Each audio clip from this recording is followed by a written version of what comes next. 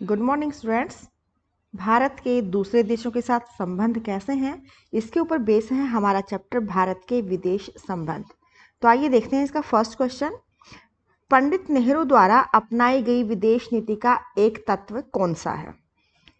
Option पर नजर डालते हैं। गुट निरपेक्षता यानी कि गुटों से अलग रहना। गुट आप सब जानते हैं कि जिस टाइम हमारा देश आज़ाद हुआ तो संसार में दो गुट थे जो ज़्यादा प्रभावशाली थे। एक था अमेरिकी गुट और दूसरा था सोवियत रूस वाला गुट। अब भारत जब नया आज़ाद हुआ तो इसने सोचा कि ना तो हम अमेरिका के गुट में शामिल होंगे, ना ही हम रूस के गुट में शामिल होंगे।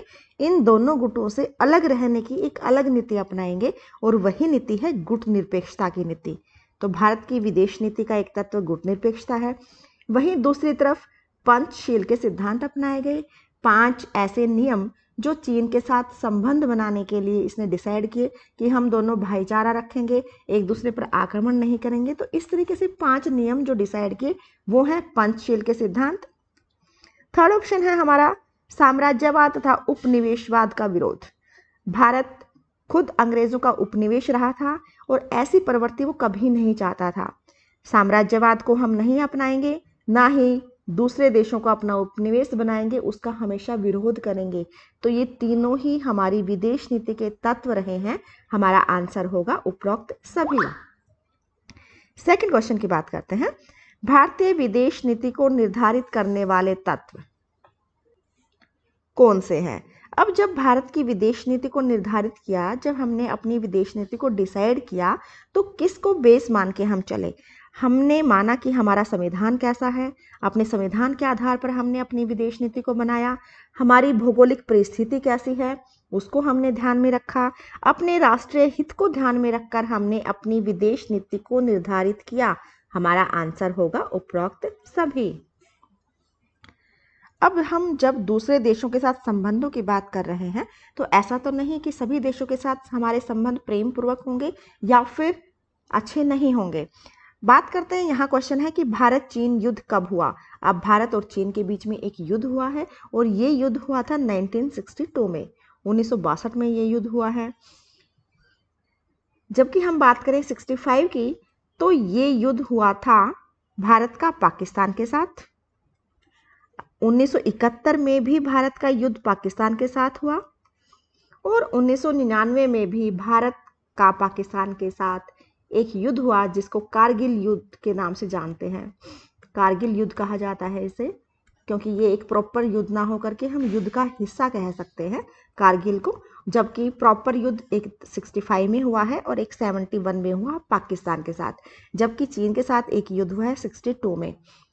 बाकी पाकिस्तान के साथ हुए हैं। यहाँ हम ध्यान भी रखेंगे, चीन में जैसे 2 अक्षर हैं और लास्ट में इसमें 2 है, तो 1962 वाला युद्ध हुआ है चीन के साथ।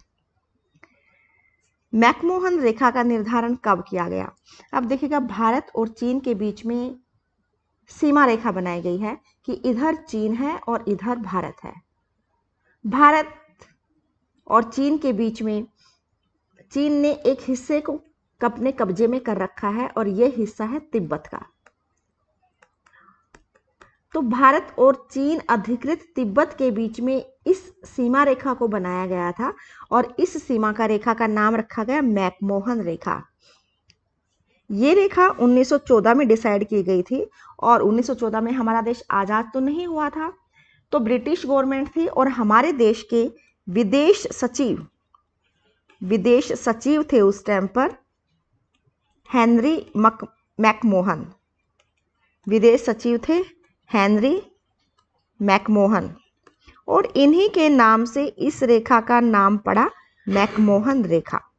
तो यहाँ पर पूछा गया है कि मैकमोहन रेखा का निर्धारण कब किया गया, तो हमारा आंसर होगा 1914 में। अगर ये पूछा जाए कि उस समय विदेश सचिव कौन थे या मैकमोहन रेखा का नाम किसके नाम पर रखा गया है, तो हेनरी मैकमोहन के नाम पर इनका नाम रखा गया है। अपने नेक्स्ट क्वेश्चन की बात करें तो निम्न में से किसने पंचशील के सिद्धांतों का निर्धारण किया?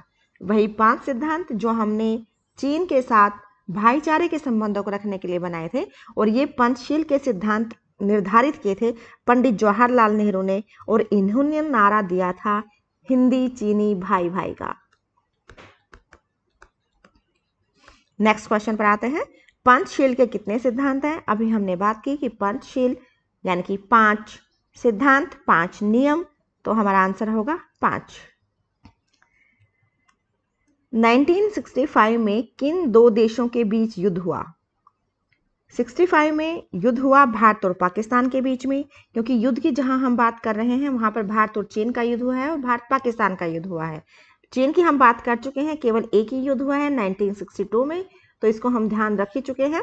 यहाँ 1965 की बात हो रही है, तो हमारा आंसर होगा भारत और पाकिस्तान के बीच में ये युद्ध हुआ था। नेक्स्ट क्वेश्चन है, ताशकंद समझौता किन दो देशों के बीच हुआ? अब देखिएगा 1965 में भारत और पाकिस्तान का जो युद्ध हुआ, इस युद्ध के बाद समझौता किया गया और ये समझौता किया गया ताशकंद में। ताशकंद रूस में जगह है और आजकल ये इसको उज्बेकिस्तान कहा जाता है। उज्बेकिस्तान कहा जाता है आजकल, लेकिन जब ये समझौता हुआ तो ताशकंद रूस में माना जाएगा और ताशकंद समझौता भारत और पाकिस्तान के युद्ध के बाद हुआ था। तो यहाँ पर हमारा आंसर होगा कि ये समझौता भारत और पाकिस्तान दोनों देशों के बीच में हुआ है। इस समझौते में भारत की तरफ से प्रधानमंत्री श्री लाल बहादुर शास्त्री और पाकिस्तान की तरफ से अयूब खान, ये नेता थे जिन्होंने इस समझौते पर हस्ताक्षर किए थे। अगर बात करें कि ये समझौता हुआ कब था, तो 65 में युद्ध हुआ है, अगले साल ये समझौता किया गया था। इसका मतलब ये हुआ कि ये समझौता 1966 में हुआ है। ये लीजिए, आगे क्वेश्चन भी हमारा पूछ लिया गया कि ताशकंद समझौता किस वर्ष हुआ? हमारा आंसर होगा 1966, 65 के युद्ध के नेक्स्ट ईयर ही। अभी हमने बात की भारत और पाकिस्तान के बीच युद्ध हुआ 1965 में और 1966 में ताशकंद में समझौता करके दोनों देशों ने अपनी सेनाओं को वापस बुला लिया। लेकिन 1971 में एक बार फिर से भारत और पाकिस्तान की सेना आमने सामने होती है, युद्ध शुरू हो जाता है और एक नए देश का जन्म होता है। यहाँ पूछा गया है कि भारत पाकिस्तान युद्ध के बाद किस नए देश का जन्म हुआ? पाकिस्तान हमने हमारे स्टार्टिंग वाले चैप्टर में किया था कि मुस्लिम एरिया 2 थे जब हमारा देश आज़ाद हुआ, एक पूर्वी पाकिस्तान और दूसरा पश्चिमी पाकिस्तान। अब पूर्वी पाकिस्तान जो है यही अलग होकर के बनता है बांग्लादेश। तो आज वर्तमान में जो बांग्लादेश है वो पाकिस्तान से अलग होकर के बना है और ये अलग होकर बना है 1971 के भारत पाकिस्तान युद्ध के बाद। अब 1971 में युद्ध तो हुआ, लेकिन उसके बाद फिर से समझौता और अगले साल समझौता होता है। इसी समझौते को कहा जाता है शिमला समझौता। शिमला में ये समझौता हुआ, नेक्स्ट ईयर हुआ था, इसका मतलब 1972 में ये समझौता हुआ। क्वेश्चन पूछा गया है शिमला समझौता किन दो देशों के बीच में हुआ? हमारा आंसर होगा भारत और पाकिस्तान के बीच में। यहाँ पर भी हम एक बार नेताओं की बात कर लेते हैं कि शिमला समझौते में किन नेताओं ने हस्ताक्षर किए थे। भारत के उस समय प्रधानमंत्री थे श्रीमती इंदिरा गांधी और पाकिस्तान से नेता थे जुल्फिकार अली भुट्टो। तो इन नेताओं ने साइन किए थे अपने इस समझौते पर और ये समझौता हुआ था 1972 में। लीजिए, हमारा नेक्स्ट क्वेश्चन आ ही गया, शिमला समझौता किस वर्ष हुआ? तो 1972 में यह समझौता हुआ। नेक्स्ट क्वेश्चन पर आते हैं कि पंडित जवाहरलाल नेहरू कब से कब तक भारत के प्रधानमंत्री रहे? देखिएगा, जैसे ही आज़ादी के बाद अंतरिम सरकार बनी तो प्रधानमंत्री पंडित जवाहरलाल नेहरू बने। इलेक्शन के बाद जब रिजल्ट आया तो कांग्रेस पार्टी जीती और नेता थे पंडित जवाहरलाल नेहरू कांग्रेस के, और पहले प्रधानमंत्री फिर पंडित जवाहरलाल नेहरू। लगातार 3 बार इलेक्शन के बाद पंडित जवाहरलाल नेहरू प्रधानमंत्री रहे और अब तक ये सबसे ज़्यादा लंबे समय तक रहने वाले प्रधानमंत्री हैं। तो पर इनका कार्यकाल था 1947 से लेकर जब तक इनकी मृत्यु नहीं हो गई 1964 तक ये प्रधानमंत्री रहे थे। तो हमारा आंसर होगा ऑप्शन सी। निम्न में से किसके सुझाव पर भारत का विभाजन किया गया? देखिएगा, भारत का विभाजन हुआ 15 अगस्त 1947 को, लेकिन ये किसने सुझाव दिया था? ये सुझाव दिया था माउंटबेटन ने। और माउंटबेटन योजना जिसने आज़ादी दी, साथ के साथ भारत और पाकिस्तान का विभाजन भी कर दिया। तो श्री माउंटबेटन जो हैं ये भारत के अंतिम गवर्नर जनरल थे। तो यहाँ पर आंसर हमारा होगा option A. Next question, Bharat ने प्रथम परमाणु परीक्षण कब किया? अब देखिएगा, दूसरे देशों के साथ हमें अच्छे संबंध रखने हैं, दूसरी तरफ हमें अपना दबदबा भी रखना है। अस्त्र शस्त्रों की जो होड़ लगी है देशों की, ताकि उनका प्रभाव बना रहे, इसलिए परमाणु परीक्षण किए जाते हैं। तो भारत ने अपना पहला परमाणु परीक्षण 1974 में किया था। अगर जगह की बात करें तो राजस्थान में जगह है पोखरण। यहाँ पर यह पहला परमाणु परीक्षण हुआ था राजस्थान के पोखरण में।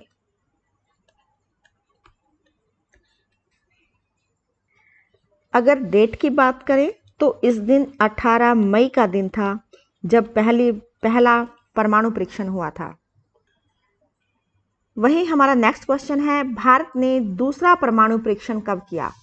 दूसरा परमाणु परीक्षण भारत ने किया था 1998 में। और अगर डेट की बात करें तो मई का ही महीना था, लेकिन डेट थी 11 मई 1998 को हुआ था हमारा दूसरा परमाणु परीक्षण। नेक्स्ट क्वेश्चन पर आते हैं कि पंचशील के सिद्धांतों का प्रतिपादन कब किया गया? वही 5 सिद्धांत जो हमारे भारत और चीन के संबंधों को दर्शाते हैं, और ये पंचशील के सिद्धांत दिए गए थे 1954 में। अगर इसी में हम डेट की बात करें तो 29 अप्रैल 1954 में साइन किए गए थे पंचशील के सिद्धांतों पर। साइन करने वालों में उस समय हमारे देश के प्रधानमंत्री थे पंडित जवाहरलाल नेहरू, और चीन के प्रधानमंत्री थे चाउ एन लाई। इन दोनों ने साइन किए और ये समझौता हुआ पंचशील समझौता 29 अप्रैल 1954 में। नेक्स्ट क्वेश्चन है कि भारतीय विदेश नीति पर सबसे अधिक प्रभाव किस नेता का रहा? भारत की विदेश नीति पर सबसे ज़्यादा प्रभाव रहा पंडित जवाहरलाल नेहरू का, क्योंकि ये इतने लंबे समय तक प्रधानमंत्री रहे और उतने ही समय ये विदेश मंत्री भी रहे। तो सबसे ज़्यादा प्रभाव विदेश नीति पर पंडित जवाहरलाल नेहरू का रहा है। निम्नलिखित में से कौन सा भारत का पड़ोसी देश नहीं है? पाकिस्तान हमारा पड़ोसी देश है, श्रीलंका भी हमारा पड़ोसी देश है, बांग्लादेश भी पड़ोसी है, जबकि इटली यूरोप महाद्वीप का एक देश है, ये हमारा पड़ोसी देश नहीं है। तो हमारा आंसर होगा ऑप्शन डी। नेक्स्ट क्वेश्चन है कि बाडुंग में अफ्रो एशियाई देशों का सम्मेलन कब हुआ? बाडुंग में अफ्रीका और एशिया के उन देशों का सम्मेलन हुआ था जो अभी नए नए आज़ाद हुए थे। और ये सम्मेलन एक तरीके से गुट निरपेक्षता की नींव माना जाता है कि इसमें जो देश शामिल हुए अफ्रीका और एशिया के नए आज़ाद होने वाले देश, और ये हुआ था 1955 में सम्मेलन बाडुंग में। नेक्स्ट क्वेश्चन है कि भारत की विदेश नीति के मुख्य निर्माता किसे माना जाता है? भारत की विदेश नीति का निर्माता हमारे पहले प्रधानमंत्री जो इतने लंबे समय तक विदेश मंत्री रहे, उन्हीं को माना जाता है विदेश नीति का मुख्य निर्माता। हमारे ऑप्शन में देख लेते हैं, पंडित जवाहरलाल नेहरू हमारा पहला ही ऑप्शन है और यही हमारा आंसर है। नेक्स्ट क्वेश्चन है कि कारगिल संघर्ष के दौरान, कारगिल संघर्ष वही हम बात कर चुके पाकिस्तान के साथ युद्धों की कि 1965 में हुआ, जिसे ताशकंद समझौते के द्वारा खत्म किया गया। दूसरा युद्ध 1971 में हुआ और शिमला समझौते के द्वारा इसे समाप्त किया गया। इसके बाद 1999 में जो युद्ध होता है वही है कारगिल युद्ध। और कारगिल युद्ध के दौरान भारतीय सेना ने कौन सा ऑपरेशन चलाया? अब इस युद्ध में पाकिस्तानी सेना को खदेड़ने के लिए ऑपरेशन जो चलाया भारत की तरफ से वो था ऑपरेशन विजय के नाम से। तो हमारा आंसर ऑप्शन सी होगा। गुट निरपेक्षता से क्या तात्पर्य है? गुट निरपेक्ष यानी कि गुट से अलग रहना, ना तो इस गुट में शामिल होना ना उस गुट में। और हमने पहले बात की थी कि जिस समय हमारा देश आज़ाद हुआ 2 गुट थे, एक अमेरिकी गुट और दूसरा रूस। तो भारत ने इन दोनों गुटों से अलग रहने की नीति, तटस्थ रहने की नीति अपनाई। यही नीति है गुट निरपेक्षता। हमारा आंसर होगा तटस्थीकरण कहा जाता है गुट निरपेक्षता को। नेक्स्ट क्वेश्चन है कि गुट निरपेक्ष आंदोलन के जनक कौन थे? विदेश नीति को निर्धारित करने वाले हमारे पहले प्रधानमंत्री, आंसर फिर से वही, श्री पंडित जवाहरलाल नेहरू। मैकमोहन रेखा का संबंध किन दो देशों से है? स्टार्टिंग में ही हम बात कर चुके हैं। मैकमोहन रेखा भारत और चीन के बीच में खींची गई रेखा, जिसको खींचा गया था 1914 में। नेक्स्ट क्वेश्चन, रेडक्लिफ रेखा का संबंध किन दो देशों से है? रेडक्लिफ रेखा भारत और पाकिस्तान के बीच में है, जिस प्रकार से भारत और चीन के बीच में मैकमोहन रेखा है, ऐसे ही रेडक्लिफ रेखा भारत और पाकिस्तान के बीच में। हमारा आंसर होगा ऑप्शन बी। नेक्स्ट क्वेश्चन है कि लाहौर घोषणा कब हुई? अब देखिएगा, ये हमें पता है कि लाहौर पाकिस्तान में है, तो लाहौर घोषणा का संबंध भी भारत और पाकिस्तान के साथ ही होगा। अब भारत और पाकिस्तान के संबंधों को मजबूत बनाने के लिए, शांति स्थापना के लिए, देशों की प्रगति के लिए यहाँ पर एक घोषणा हुई थी 1999 में, और भारत से प्रधानमंत्री अटल बिहारी वाजपेयी और पाकिस्तान से प्रधानमंत्री नवाज शरीफ इसमें शामिल हुए थे। तो हमें ये भी पता होना चाहिए कि इस घोषणा में कौन कौन नेता शामिल हुए थे, और लाहौर घोषणा हुई थी 1999 में। दूसरे देशों के साथ संबंधों की इसी कड़ी में हम आगे बढ़ते हैं। तो भारत और बांग्लादेश के बीच में भी संबंधों को लेकर के कुछ खटास रहा, गंगा नदी के जल को लेकर के, और फरक्का बांध है पश्चिम बंगाल में। अब वहाँ से पानी बांग्लादेश को कम मिल पाता है, इस वजह से दोनों देशों में विवाद रहा गंगा नदी के जल को लेकर के। फिर एक समझौता होता है, और इस समझौते में डिसाइड होता है कि कितना पानी कौन सा देश यूज करेगा। ये फरक्का जल समझौता भारत और बांग्लादेश के बीच हुआ था 1996 में। हमारा नेक्स्ट क्वेश्चन है, गुट निरपेक्ष आंदोलन को आरंभ करने वाले देश और उनके नेता कौन थे? जब गुट निरपेक्षता को शुरू किया तो भारत से पंडित जवाहरलाल नेहरू, मिस्र से जनरल नासिर, यूगोस्लाविया से मार्शल टीटो, ये सभी नेता शामिल हुए थे। तो हमारा आंसर होगा उपरोक्त सभी। नेक्स्ट क्वेश्चन इसी से रिलेटेड है कि अभी तक गुट निरपेक्ष संगठन के कितने शिखर सम्मेलन हो चुके हैं? अब तक शिखर सम्मेलन हुए हैं 18, और अभी कोविड की वजह से नहीं हुआ है।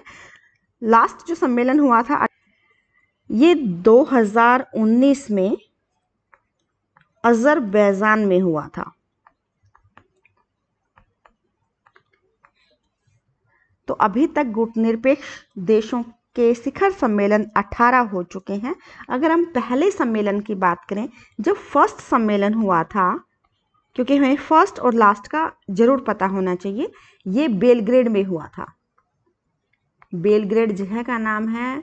बेलग्रेड में पहला गुट निरपेक्ष सम्मेलन हुआ था 1961 में। 1971 में पहला हुआ था, और 2019 में हुआ है, 18वां शिखर सम्मेलन हुआ है। हमारा नेक्स्ट क्वेश्चन गुट निरपेक्ष से ही संबंधित है कि पहला गुट निरपेक्ष सम्मेलन किस वर्ष हुआ था? अभी हमने बात की थी कि ये सम्मेलन 1961 में हुआ था, और पहला गुट निरपेक्ष सम्मेलन कहाँ हुआ था? और ये अभी हम बात कर चुके कि बेलग्रेड में हुआ था। नेक्स्ट क्वेश्चन पर आते हैं कि गुट निरपेक्ष आंदोलन मानव जाति की आस्था और भविष्य है, ये कथन किसका है? मार्शल टीटो के ये शब्द है कि गुट निरपेक्ष आंदोलन मानव जाति की आस्था और भविष्य है। हमारा नेक्स्ट क्वेश्चन, 7वां गुट निरपेक्ष सम्मेलन कहाँ हुआ? देखिएगा, हम फर्स्ट और प्रेजेंट की तो बात कर चुके हैं कि फर्स्ट सम्मेलन का बेलग्रेड में हुआ था, और 18वां सम्मेलन अब तक हो चुका है। तो भारत में भी एक सम्मेलन हुआ है, और ये 7वां गुट निरपेक्ष सम्मेलन था, और भारत की राजधानी नई दिल्ली में ये सम्मेलन हुआ था। हमारा आंसर होगा ऑप्शन ए। भारत तथा चीन के बीच तनाव का मुख्य कारण क्या है? ऑप्शन पर नजर डालते हैं। जल का बंटवारा। जल का बंटवारा तो बांग्लादेश के साथ हमारा तनाव का मुख्य विषय है। सीमा विवाद, ये बिल्कुल सही है। मैकमोहन रेखा को लेकर के चीन के साथ हमारे संबंध वो ठीक नहीं है, जबकि घुसपैठ और सीमा पार आतंकवाद ये तो पाकिस्तान के साथ हमारे खराब संबंधों के कारण रहे हैं। भारतीय संसद पर आतंकी हमला कब हुआ? भारत की संसद पर आतंकवादियों ने नई दिल्ली में हमला किया था 13 दिसंबर 2001 में। भारत में श्री अटल बिहारी वाजपेयी की सरकार ने परमाणु परीक्षण कब किया? 1974 में पहला परमाणु परीक्षण हुआ था, लेकिन जब दूसरा परमाणु परीक्षण हुआ 1998 में, उस समय भारत के प्रधानमंत्री थे श्री अटल बिहारी वाजपेयी। तो अटल बिहारी वाजपेयी की सरकार ने परमाणु परीक्षण किया था 1998 में। नेक्स्ट क्वेश्चन कि वर्तमान में गुटनिरपेक्ष देशों की संख्या कितनी है? शुरू में कुछ देशों ने मिलकर जिस गुटनिरपेक्ष आंदोलन को शुरू किया था और पहला जब सम्मेलन हुआ जिसमें 25 देशों ने भाग लिया था, अब इन सदस्यों की संख्या बढ़कर के हो गई है 120, यानी कि गुटनिरपेक्ष देश वर्तमान समय में 120 हैं। नेक्स्ट क्वेश्चन की बात करें तो महाकाली संधि किन दो देशों के बीच हुई? काली नदी के पानी को लेकर के भारत और नेपाल के बीच में विवाद रहा और एक संधि की गई, काली नदी के नाम से इसका नाम रखा गया महाकाली संधि, और ये संधि का संबंध फिर हुआ हमारा भारत और नेपाल के साथ। ये हमारा आंसर हो जाएगा। नेक्स्ट क्वेश्चन है कि भारत चीन सीमा एक जटिल प्रश्न है जो इतिहास की देन है, ये कथन किसका है? भारत और चीन सीमा को लेकर के जो पंचशील समझौता जब किया गया था तो चीन के जो प्रधानमंत्री थे चाउ एन लाई, उन्हीं के ये शब्द रहे हैं। हमारा आंसर हो जाएगा ऑप्शन ए। Thank you.